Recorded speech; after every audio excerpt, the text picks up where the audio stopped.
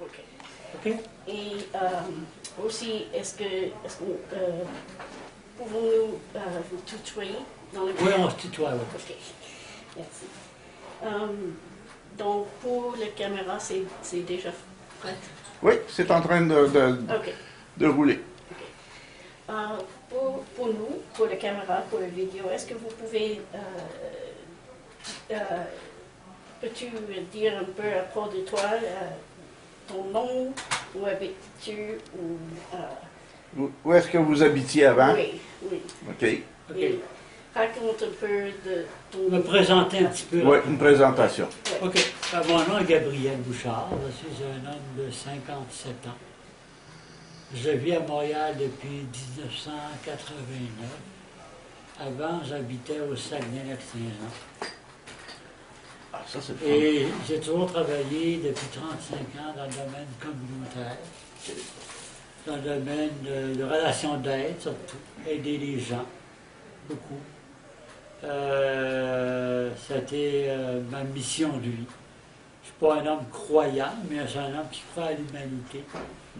Donc c'est là-dessus que j'ai bâti mon action toute ma vie. Répondez pour la 10-30 Et donc litres pour jusqu'à les toilettes, tout dernièrement, pour la 10-30 litres. j'étais directeur du regroupement des organismes de promotion de Montréal métropolitain qui regroupe 31 organismes en déficience physique à Montréal.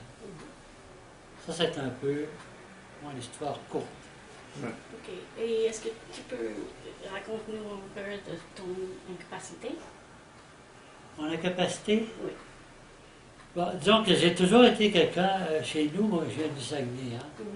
Et au Saguenay, il y a beaucoup de maladies orphelines. Mhm. Déjà à la naissance, j'avais quelques malformations congénitales qui n'étaient pas marquantes, qui ne me donnaient pas vraiment d'incapacité, mais qui paraissaient. Et on était 3 chez nous à avoir eu, 3 enfants sur 7 à avoir eu ces malformations congénitales-là. J'ai jamais été un homme qui a travaillé son corps physiquement. J'ai plutôt développé mon intellectuel que mon corps.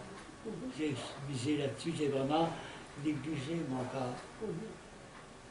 Tranquillement, pas vite, j'ai commencé à avoir des maux de dos sérieux vers l'âge de 40 ans. Très sérieux. C'est là que j'ai fait une première crise de cœur aussi, qui m'a affaibli beaucoup physiquement, plus mes maux de dos.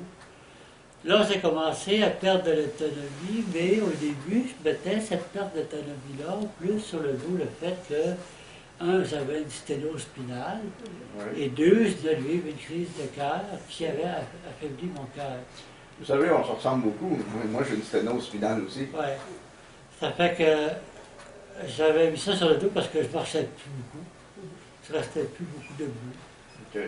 Je prenais du poids. Oui. J'ai monté jusqu'à 260 livres. OK. Donc, je me disais, bon, ma perte d'autonomie est peut-être normale, du fait que j'ai de la misère à marcher, à cause du poids que je prends, à cause que je marche presque plus, à cause de ma faiblesse cardiovasculaire, tout ça mélangé ensemble. Je disais, bon, ma perte d'autonomie était due à ça. Oui. Ça a commencé à changer il y a à peu près 5 ans. OK. Quand j'ai commencé à être suivi ici à la clinique de la douleur, à l'hôpital Maisonneuve-Rosemont. Là où j'ai eu la chance de tomber chez un très bon médecin qui prenait au sérieux ma douleur et ma perte d'autonomie. Ouais. Et qui me disait, Gabriel, c'est pas normal. C'est pas normal que ta sténose spinale t'amène aussi grande perte d'autonomie. Elle dit, si tu es d'accord, on va investiguer davantage, on va vérifier. Ouais. Fait que là, on a rencontré une batterie de spécialistes, neurologues, neuropneurologues, un autre que je me souviens plus, un spécialiste. Les 3 pour m'ont passé des batteries de tests. J'ai passé une biopsie dans les muscles. Bon, les trois reconnaissaient que dans mes muscles, il y avait une perte d'électricité qui était graduelle. Donc, à tous les muscles des bras, les muscles des jambes. Donc, de moins en moins d'électricité. Au début, on commençait à poser les premiers diagnostics dystrophie musculaire, sclérose latérale, mais c'était pas ça. Ça ressemble, mais c'est pas ça. Mais c'est pas ça parce que la perte d'autonomie était plus rapide que ces maladies-là. C'est intéressant que tu utilises la phrase perte d'autonomie parce que ça, on peut dire que ça, c'est une condition plutôt sociale au lieu de physique. On peut perdre les capacités physiques, mais l'autonomie, c'est une situation de où on vit, comment on vit. Et ça peut être touché par le soutien qu'on a dans notre communauté. Puis à l'époque, je travaillais au ROP. Okay? Donc, je travaillais dans un environnement avec des personnes en situation de handicap.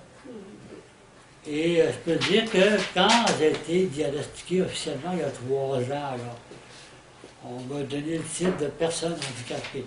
J'ai droit à ma vignette, au transport adapté, à mon fauteuil roulant.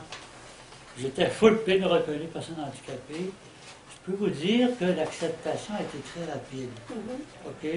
J'ai eu aucune difficulté à accepter cet état de fait-là. OK? Est-ce que ta situation était de vie, ton logement, ton... Ben, encore là, j'étais encore capable de marcher un peu.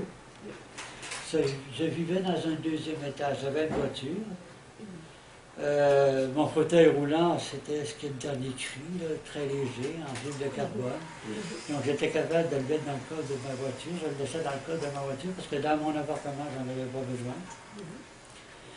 Et j'étais capable de monter les 22 marches qui montaient en haut, et tranquillement. Ça, c'est beaucoup de Marche par marche, en tenant les mains sur les 2 rampes. Ça me prenait à peu près 10 minutes de monter 22 marches. Mais je les montais. Mais ça, c'est pas idéal comme... C'est pas idéal, mais... C'est pour ça qu'on appelle un logement adapté. Oui, mais je voulais le faire. Tant que j'allais être capable de le faire, je voulais le faire. Okay. Je voulais pousser mon autonomie au maximum et ralentir la perte d'autonomie. Je savais qu'un jour, j'allais devoir déménager dans un logement adapté. Mais je voulais, pas parce que je refusais ma situation, là. C'est plus par orgueil de dire, tu ne m'auras pas aussi vite que tu penses. C'est ça. C'est ça que je me disais dans le fond.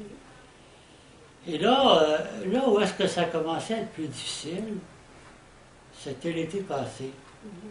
Là, je me suis rendu de janvier 2014 à aller jusqu'à juin 2014. Il y a eu une perte très rapide d'autonomie. Et là, d'énergie physique aussi. Ce qui fait que, honnêtement, j'allais au travail au ROP. Et moi, ben, j'imagine un peu comme toi ou comme toi, moi au travail, je donnais mon 110%. J'adorais mon travail. J'aimais ce que je faisais. Et là, honnêtement, avec l'énergie que j'avais, et même ça commençait à toucher certaines capacités cognitives, certaines capacités de concentration. Tu sais, il faut taper écrire des mémoires de 60 pages des fois. Ouais. Ça, j'ai pas de misère à vous comprendre, monsieur. À cause des médicaments que je prends du Dilodil. On se tutoie, je m'appelle Gabriel. Ah ben Gabriel, à cause des médicaments que je prends du Dilodil à dose importante, j'ai des pertes de mémoire, j'ai des pertes je cherche mes mots, j'ai plus de concentration, plus capable de concentrer. Ça fait que là, j'étais capable de dire peut-être maximum 40%. Sans peut-être que l'Europe m'a regardé pareil. Parce que l'Europe, c'est un organisme quand même qui est humanitaire. Et il aurait compris, et puis il m'a regardé pareil. Mais moi, je ne me sentais pas honnête. Je me disais, il y a du meilleur monde que moi qui va donner leur 110%. Moi, je ne suis plus capable. Et là, j'ai consulté mon médecin. J'ai un très bon médecin. Un maintenu, je peux pas encore avoir visite à Parce que j'ai vu domicile. dans votre dossier que vous aviez pas C'est de vraiment quelqu'un avec qui siège. je peux m'isoler totalement. Mais c'est vous qui Et lui, en l'avez plus, avec tout demandé. mon dossier médical, tous les rapports des spécialistes, il m'a dit, Gabriel, Comment en vous effet, sentiez? honnêtement, t'es plus capable. Qui ça? Qui a dit ça? Mon médecin de famille. Donc, il a entériné ma décision. Il a donné ma conclusion, parce que moi, je me connais, mon corps, là, je savais que j'étais plus capable de travailler. Là. Donc ça vous a pas aidé? Le Et problème? rendu, je rentrais à 8 h le matin au bureau, et à 11 h le matin, Vous j'étais n'avez pas eu, vous toussez pas? Ouais. Non, Là, pas de je difficulté à respirer. Est-ce que quand Ça vous fait vous que, déplacez, est-ce que là, vous êtes plus essoufflé? ça a été le plus gros deuil à faire, que même d'avoir un handicap. Oui. Et d'arrêter de travailler. Donc là, c'est obligé de Est-ce que vous marchez un peu dans le corridor? J'ai réussi à avoir du chômage, malgré tout. Dans le corridor? Et le chômage allait durer un C'est temps. super. OK? Ok, génial. Et le chômage, d'ailleurs, c'est Vous fini à mangez janvier. quelque part? Ça va bien? C'est bon. Super. Juste Et écoutez. là, je me suis retrouvé devant deux grandes questions existentielles. OK? Gabriel, est-ce que tu préfères partir avec le souvenir d'un homme qui a donné 35 ans de sa vie aux services sociaux, d'un homme qui a le sentiment du devoir accompli, d'un homme qui est fier de ce qu'il a fait, très fier même, ok? Ou encore, Gabriel, est-ce que tu préfères partir dans 15-20 ans avec le souvenir d'un homme qui a terminé sa vie dans la dèche? Ok. Bon. Moi, là, j'ai Vos personne jambes, ça dans va? l'âge. J'ai pas Ouais, de j'en ai famille, les bas, hein? Ouais, super. aucun support. Ça, c'est important. Je suis seul. Bon. Et j'allais me retrouver sur la Bon, ben, on continue. Mais vous ne l'avez pas volé, Super par exemple. longtemps, Hein? Vous ne l'avez pas volé, vous avez travaillé pendant 35 ans.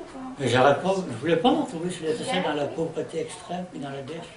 C'est bon, super. Ça ne me tentait pas de me retrouver dans ces SSMD, là. Vraiment pas, là. Non, merci. Je connais trop bien la qualité des services puis la qualité de lui-là, là. Ou plutôt la non-qualité. Exact. Oui. Oui. Et partir avec le souvenir du devoir accompli, c'est beaucoup plus grand pour moi.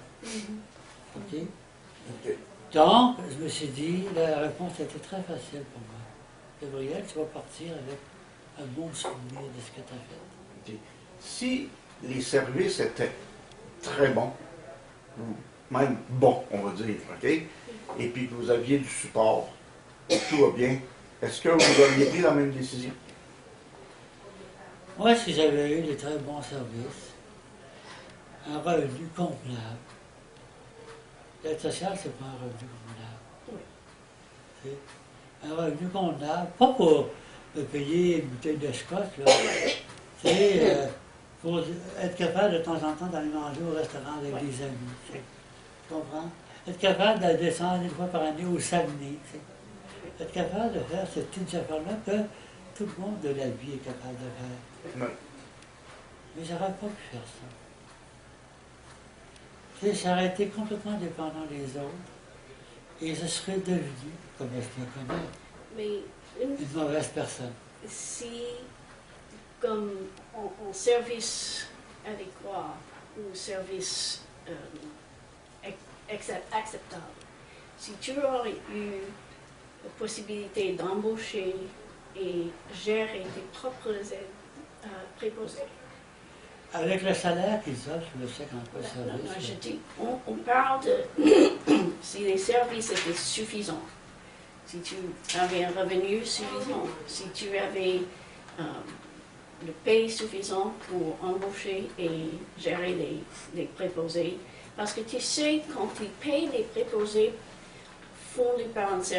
gérés par un service, ils payent beaucoup d'argent à la service pour les coûts d'administration. Ouais. Si tu payes direct, tu pourrais payer plus aux préposés.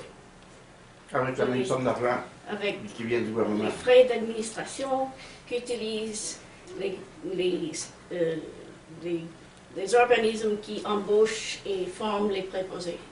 Mais c'est toi qui les embaucherais et formerais. Mais ça n'a rien à voir, exemple, avec le salaire que les préposés gagnent ici dans les hôpitaux, par exemple. Oui, je sais, mais Et c'est ça, je trouve ça injuste. Oui, et c'est injuste. Mais on essaie de te faire penser aux possibilités, parce que ces choses existent ailleurs, Oui, mais pas au Québec. oui.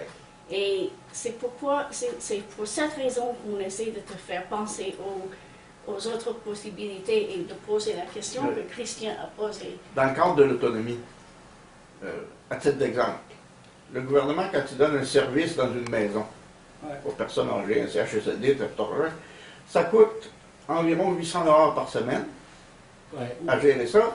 Mais là-dessus, il y en a plus ou moins la moitié qui vont en salaire. L'autre moitié s'en va en toutes sortes de formes d'administration. Ouais. OK? Si on te donnait moins que 800, mais plus que la moitié, $500, mettons 600 $ sur 800, là, OK? Ouais. Tu pourrais, et que c'est toi qui gérerais ça, toi-même, tu pourrais payer plus les personnes que tu veux, et tu pourrais aussi choisir les personnes qui te donnent les soins. Ouais. Et ça serait toujours la même personne. Ouais, mais il faudrait que le service soit bien organisé, ce qui n'est pas le cas au Québec. Ouais. Oui. Et ils ne croient pas que ce soit OK, dans la volonté mais du Gabriel, la gouvernement. question c'est si Si oui. Oui. Oui. ça La aurait réponse changé est ton oui. avis. OK. Oui. OK. C'est ça que je veux Ça, savoir. c'est un fait. Oui, oui et non. Parce que aux États-Unis, quand le mouvement pour la vie autonome a commencé, c'était exactement la situation où on a maintenant, Au Québec. au Québec.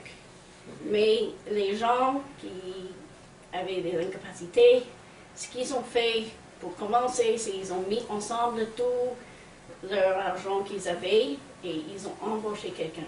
4 personnes ont mis l'argent ensemble, embauché quelqu'un. Et ils ont vécu 4 ans ensemble. Il y avait une personne pour les Oui. soigner. Et puis, ils ont fait preuve à l'État que ça coûte moins de les garder dans les institutions. L'État a commencé à donner de l'argent à des gens directs. Puis pourtant, les États-Unis, c'est pas eux qui sont le plus généreux pour les machins sociaux. Hein. Ouais. Et la difficulté... Encore drôle, c'est du côté des services pour les personnes handicapées, l'accessibilité aux Et États-Unis, bien meilleur. c'est pas mal plus avancé. Ouais, Oui, exactement. Ouais. à cause de l'American Act. Well, non, c'est avant ça. C'est avant ça, même. Ça, c'est tout avant ce qui s'est passé. Ça, Ouais. c'était dans le commencement de 70 ans. Ouais. Et j'ai travaillé à un centre vie autonome aux États-Unis, le centre à Boston, qui était le deuxième centre qui a fondé. OK. Donc, oui, je connais un peu l'histoire. OK. Et ça, c'est un modèle qui pourrait marcher ici. Et c'est difficile à instaurer parce que l'attitude vers les personnes handicapées, c'est paternaliste. Donc, le service est très paternaliste quand on rentre dans des maisons pour personnes handicapées ou des choses comme Ouais. ça. Moi, j'ai refusé des services du C3S parce qu'ils m'envoyaient des gens des entreprises d'économie sociale. Oui. Et je voulais rien savoir de ça. C'est pas parce que les gens n'étaient pas bons. Non, mais ils sont sous-payés. Ouais. Oui, et l'autre chose qu'on dit aux États-Unis, c'est nothing about us without us. Rien sur nous sans nous. Mais ce qui se passe au Canada et au Québec, c'est que les programmes sont développés et gérés par des personnes non handicapées qui ne comprennent pas ce que ça veut dire d'utiliser, travailler avec un préposé. Ouais. La différence ici, le préposé est formé sur un modèle one size fits all. Quand on a un préposé qu'on embauche soi-même, la personne n'a pas d'expérience médicale nécessairement, mais on les enseigne comment travailler avec soi. OK, C'est c'est que toi tu qui as décides besoin. quel service que tu as besoin. Ouais. Puis comment tu veux les avoir. Ouais. Tu sais, à quelle heure tu veux te lever, à quelle heure tu veux te coucher. Comment tu vas être Tandis transféré. qu'ici, c'est les services qui décident à quelle heure tu te lèves, à quelle heure... Exactement. Ça, Ça, c'est- c'est la différence. Si tu analyses ça un petit peu, ça ressemble vraiment à une prison. Hein. Tu as Ouais. l'obligation de te lever à telle heure, l'obligation de te coucher à telle heure, l'obligation de manger ce qu'ils t'offrent. tout, là, OK? Ouais, La seule chose, c'est que tu as la clé de ta cellule. c'est Et ça. c'est exactement le même règlement que les Ouais. prisons. Oui, oui. OK. Alors, quand on te donne le choix ici, si tu vas me dire si je me trompe, là, j'essaye de te faire réagir, là, c'est comme on te donne le choix entre la prison et la mort. Exact. Plus ou moins. C'est ça? Oui. OK. OK. OK. Donc, as-tu jamais eu un diagnostic ou un pronostic de terminal ou d'une échéance limitée? Est-ce qu'ils t'ont donné un diagnostic ou un prognostic comme ça? Non, tu n'as jamais eu de diagnostic de mort imminente. OK. Ben, j'ai déjà passé proche de mourir. Oui. OK. Ma première crise de cœur, j'ai fait Ouais. un arrêt cardiaque. OK. Mais ça n'avait pas de lien avec ce que tu vis actuellement directement. Non. OK. Est-ce que penses-tu que les soins médicaux que tu as reçus à propos de... que penses-tu des soins médicaux que tu as reçus à propos de ton incapacité et aussi en général? Le problème, c'est que j'ai même pas encore, je ne sais même pas ce que j'ai encore. Oui, oui. Ça, pour moi, c'est un problème. Oui. Et je ne comprends pas pourquoi, avec toute la technologie qu'ils ont aujourd'hui, ça devait pas être une maladie d'orpheline du Saguenay-Lac-Saint-Jean, là. C'est sans tout ça, là. Mais ils devraient quand même, aujourd'hui, d'être capables, là, de trouver qu'est-ce que j'ai. Et à partir du moment que, si je savais qu'est-ce que j'ai, je saurais exactement à quoi m'attendre. OK.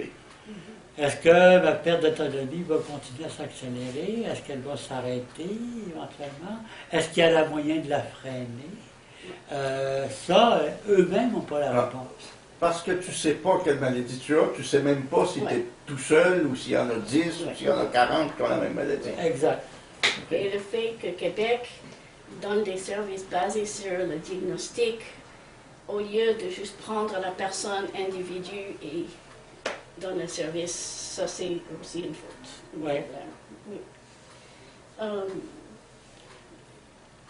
Tu as décrivé un peu la situation avant que tu es arrivé. Tu étais un logement pas adapté, tu avais des services pas adaptés à tes besoins et qui sont livrés d'une façon injuste à des gens qui font le travail, que tu manquais de l'emploi qui te convenait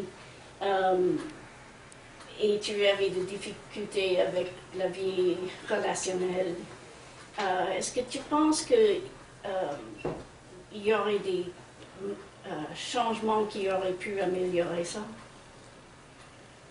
Ben, je vais vous confier quand même un peu parce qu'il y a plusieurs facteurs qui mènent à cette décision-là. Hein. Oui. On ne prend pas une décision comme ça à la légère. Hein. Oui, oui, je comprends. Mais malgré, je répète que ma décision, Oui. je tiens à vous le dire, Oui.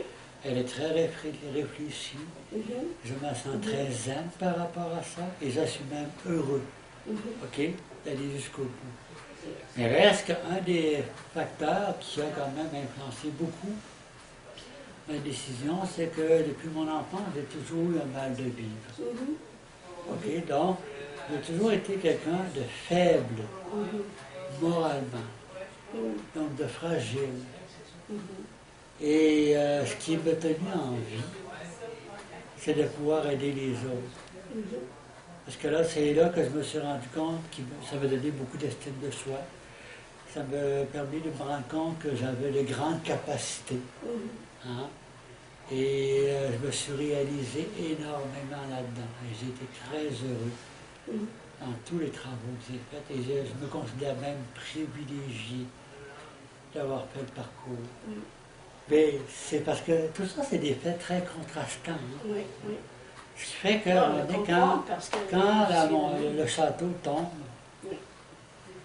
là, il n'y a plus rien, il n'y a plus d'alternative. Oui, oui, comme je comprends très bien parce que je suis aveugle de naissance, j'ai aussi eu beaucoup de difficultés en enfance et j'ai eu beaucoup des séquelles comme la dépression, le syndrome post-traumatique et tout ça.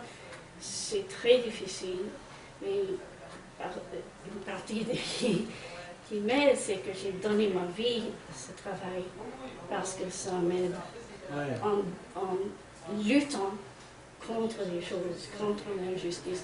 Pas juste vers les personnes handicapées, mais contre la guerre et La contre justice les gens sociale, gays, en général. toutes sortes de justice Ouais. sociale, oui. Ouais. Ça me donne des définitions. Et il y avait des temps où j'ai pas pu trouver un travail. Et oui, comme je comprends très bien, c'est démoralisant d'avoir ça. Et comme maintenant, j'ai de grandes difficultés à travailler parce que ma dépression est très grave et pas bien contrôlée. OK. Et des jours, je peux pas. Et c'est juste difficile. Donc, je comprends bien comment ça se sent. Ouais. Et une chose de ce que tu dis, c'est de te demander, as-tu jamais pensé à suicide avant ou de te laisser mourir avant? 2 fois dans les années 90. Ok, 2 fois. ok. Et qu'est-ce qui t'a fait sortir de ce moment? Parce que j'étais encore jeune Mhm.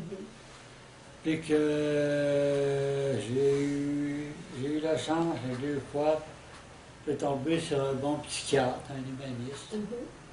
et quelqu'un qui savait me parler Mhm.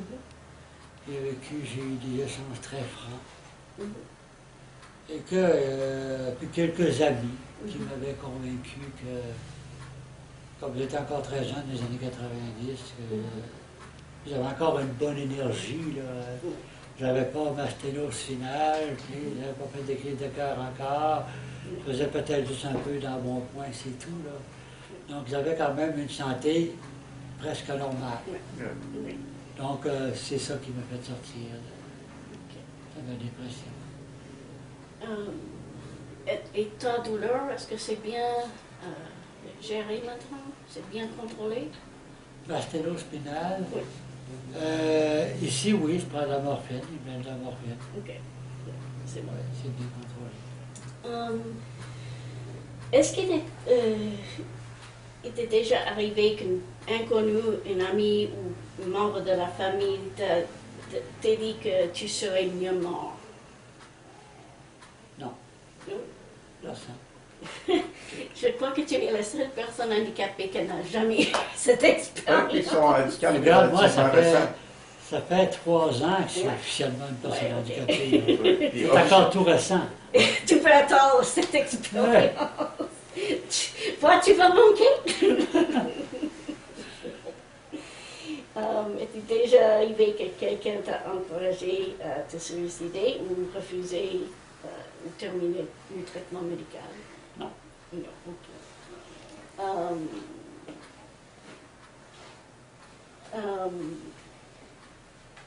Peux-tu décrire le processus de ta demande pour te laisser mourir?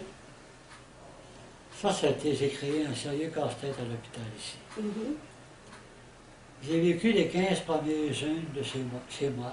mhm, journée. Et j'avais un de mes amis qui venait me voir tous les jours, donc il voyait des périls. Même si tu me disais cela en me serrant la main, t'as de l'air en forme, si tu me voyais me lever. Non, je comprends. Puis, J'ai pas- puis bon, ça faisait 15 jours que j'avais arrêté, il venait me voir, puis là, il dit, écoute Gabriel, là, il dit, parce qu'il était le seul au courant là, de la situation, tu sais, j'avais mis personne d'autre au courant. Il dit, Gabriel, là, gars, je peux plus te laisser faire. Il dit, il faut que tu ailles à l'hôpital.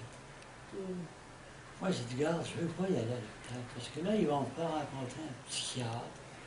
Le psychiatre, il va poser un diagnostic de dépression sévère, majeure, et il va m'obliger à me réalimenter, à me soigner, puis je ne veux pas me battre comme ça, j'ai plus l'énergie. Mais est-ce qu'ils t'ont forcé à rencontrer un psychiatre? Oui. OK. 2. Mhm. Ils ont eu besoin de 2 avis différents. Oui. Pour être sûr. Ça a duré 1 journée et demie à l'urgence. Mhm. De tergiversation, de rencontres, d'explications, de colère de ma part. Mhm.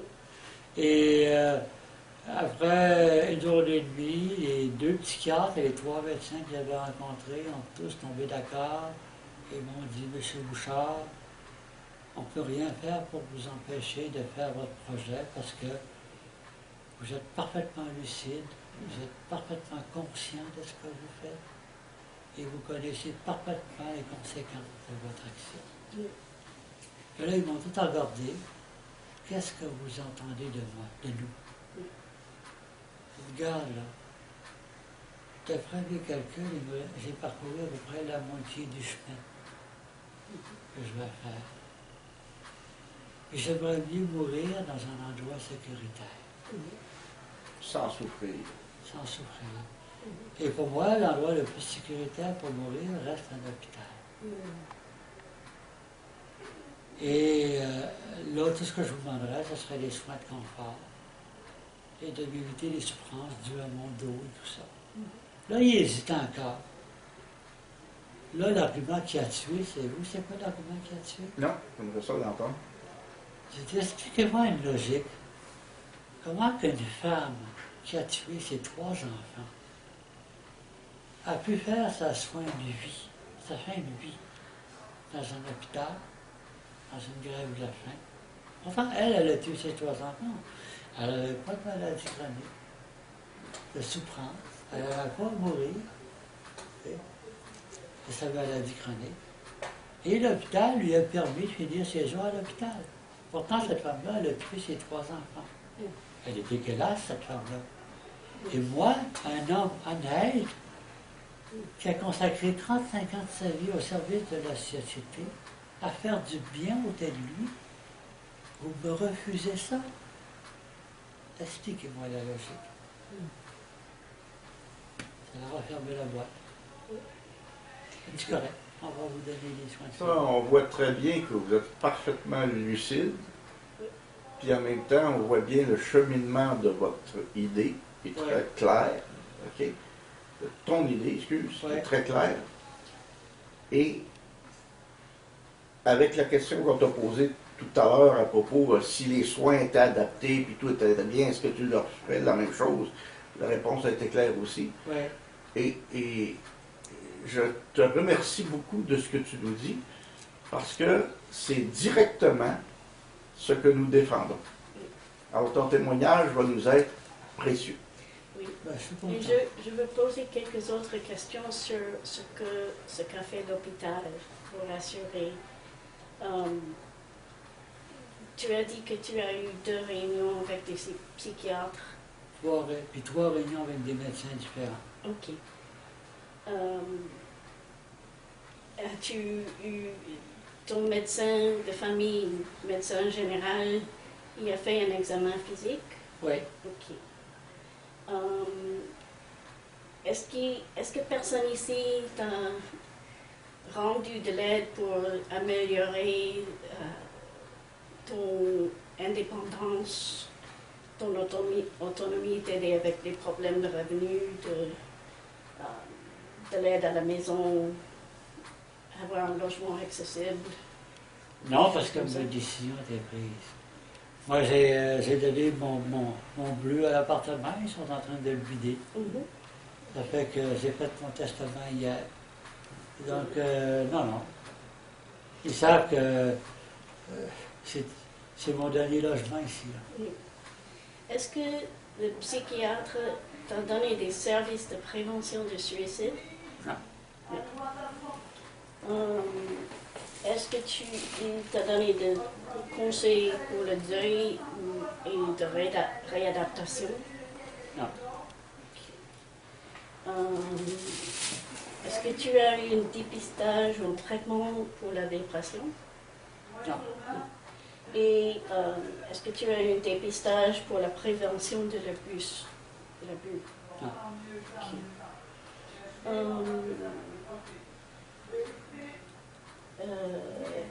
Quelles informations l'équipe a-t-il donné au sujet de ce qui va se passer pendant que tu meurs, à la fin de vie? Ce qu'ils m'ont dit, c'est que la plus forte probabilité, parce qu'ils prennent mon taux de glycémie tous les jours, là, ce matin, il était à 2,7. OK. En bas de 2, ça commence à être dangereux. Oui. Puis à 1, c'est coma imminent. Oui. lui est diabétique. C'est très courant. On le connaît Je suis tous. diabétique et je suis à l'insuline. C'est ça. Parce qu'ils m'ont dit, ça va être possiblement, tu vas tomber dans un combat. Et nous, à ce moment-là, on ne mettra pas de solitude, on ne fera rien. On va te laisser partir. Et je trouve que c'est parfait pour moi. Quand il dit on va te laisser partir, qu'est-ce que ça veut dire? Ça veut dire que je vais être couché dans un lit jusqu'au temps que le cœur arrête et que tout arrête, toutes les fonctions vitales arrêtent. Ok. Penses-tu qu'une personne non handicapée recevrait la permission de se laisser mourir comme ça? Je vais te répondre très franchement, non. Est-ce que ça devrait être permis? Je dirais oui. Pour non handicapés? Oui, parce que pourquoi ce serait permis aux personnes handicapées puis ce ne serait pas permis à une personne non handicapée? Oui, tu as raison. Oui. Dans notre point de vue aussi, c'est discriminatoire. C'est un ou c'est l'autre. Ouais. As-tu d'autres? Moi, je pense que pour les autres, ils ne le voient pas comme ça. Ouais. Et disent une personne handicapée, de toute façon, ça coûte cher, hein? Ça coûte cher. Ah ouais, Hein? on C'est peut des faire. frais. Hein? Fait que moi, je vois des frais de moins, là. Mais c'est intéressant parce qu'ils utilisent un système qui coûte plus cher en mettant des gens dans les CHSLD. Mais as-tu autre commentaire à ajouter? Non, à part de vous dire que je parle en paix, vraiment. Et que si mon témoignage pourra vous servir, c'est tant mieux. Parce que j'ai toujours voulu servir la cause, et si ce dernier geste-là aura contribué à servir la cause, ben, j'en suis fort heureux. C'est un très beau témoignage, puis on apprécie beaucoup. Je crois Et- qu'on va arrêter Oui. d'enregistrer à partir de là. Oui. Ouais. Et en Et- passant, je veux dire, oh, allez, tu... Non, mais c'est ça.